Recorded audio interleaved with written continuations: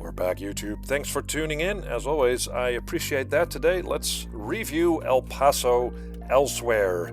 It is meant to be a love letter or a homage to the great Max Payne, but is it? Let me explain.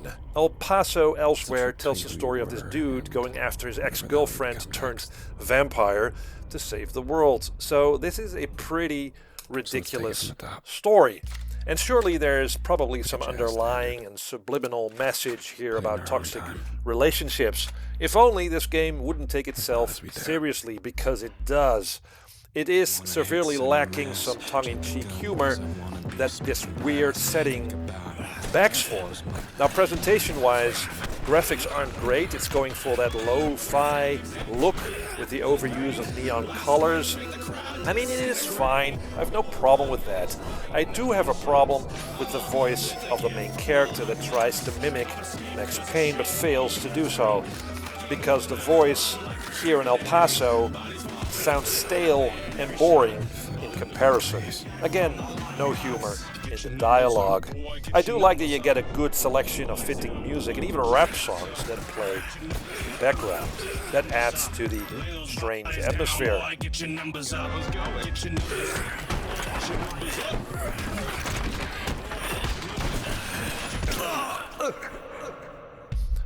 The level design here is abysmal, consisting of connecting little boxes, samey looking decoration that are basically mazes that you have to go through that are unnecessary, confusing. No logic thought went into making these, it seems. It almost feels like the levels are randomly generated rather than handmade.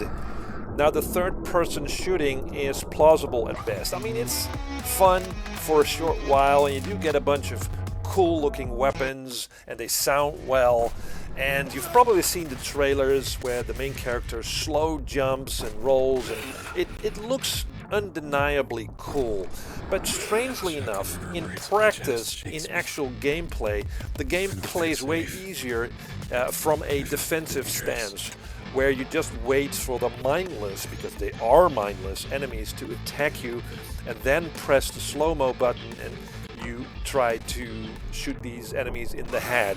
But that slow-mo button makes the game devoid of any difficulty.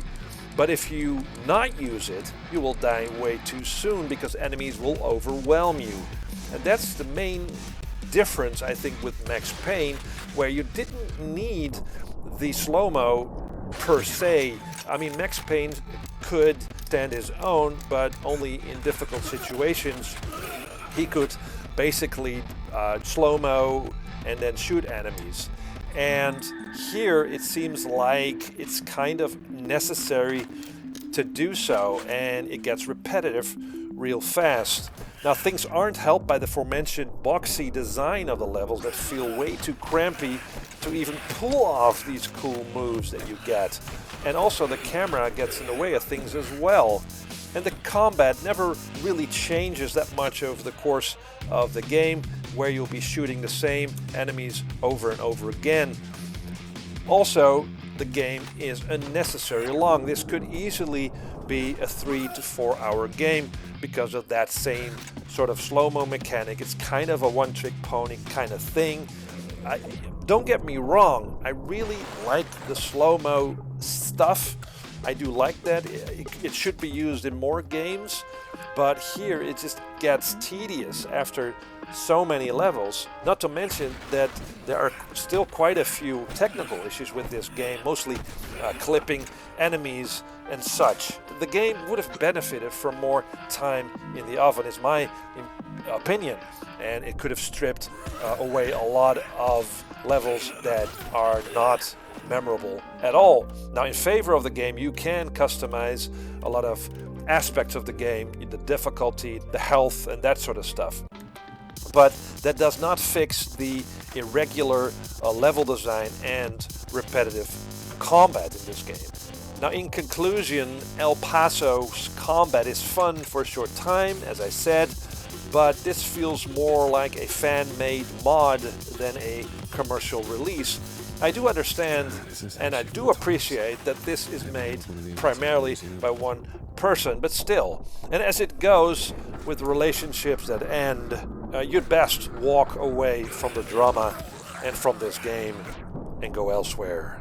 Thanks guys for watching, and see you next time.